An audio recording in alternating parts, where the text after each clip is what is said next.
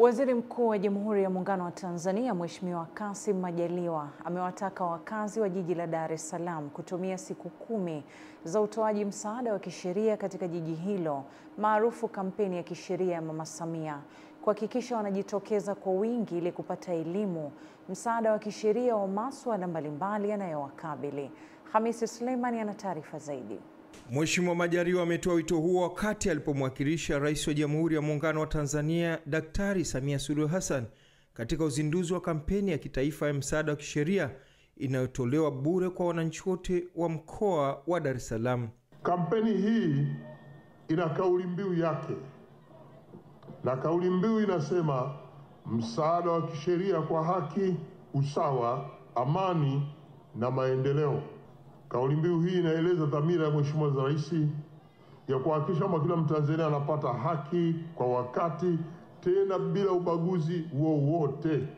Lengo hapa ni kujenga jamii yenye mshikamano na utawala bora na uelewa wa sheria na usimamizi wa sheria.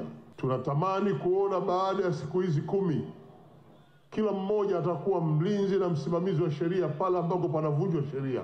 Waziri wa Sheria na Katiba Dr. Damas Ndumbaro amesema msaada huu wa kisheria unakwenda kugusa mambo yote ya migogoro ya ardhi, mirathi, ndoa pamoja na ukatili wa kijinsia, na kuwataka wananchi kushirikiana na wataalamu wa sheria wakiwa na nyaraka zozote zinazoweza kusaidia katika mashauri yao. Wataalamu wa sheria wa Mama Samia ambao wamelipiwa kila kitu na Mama Samia watatoa huduma za msaada bure katika mkoa wa Dar es Salaam, katika halmashauri zote za mkoa wa Dar es Salaam, katika wilaya zote za mkoa wa Dar es Salaam, katika kata zote za mkoa wa Dar es Salaam. Kwa upande wa Zanzibar, nina furaha kushuhudia kwamba hadi sasa zaidi ya watu 422,000 wameshapokea msaada wa kisheria kupitia kampeni hii.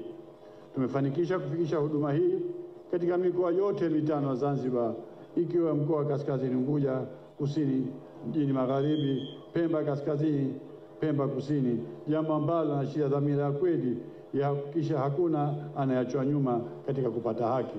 Hapa Dar es Salaam, Mheshimiwa Waziri Mkuu, kuna migogoro ya aina mbili. Ipo migogoro ya kweli na ipo migogoro ya wasanii wahuni wa mtaani kabisa.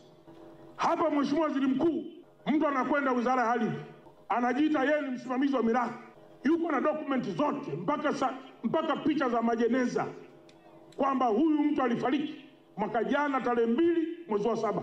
Ukianza kushughulikia mgogoro huo ndani ya siku 2, aliyedhaniwa amekufa, Mheshimiwa Waziri Mkuu, anafufuka. Na katika hili pia nipende kupongeza tu kwa dhati serikali ya Jamhuri ya Tanzania, ni pamoja na mama yetu Samia Suluhu Hassan kwa kuendelea kuwajali wananchi kwa vitendo. Unajua sio kusema, shida ni kutekeleza. Kwa mama yetu Samia ameamua kutekeleza kwa vitendo. Leo wanasheria wote ametukusanya kwa pamoja na tunakwenda kutoa huduma kwa pamoja. Tunakwenda kutatua changamoto kwa pamoja. Hamisi Suleiman, Channel 10, Dar es Salaam. Katika kuadhimisha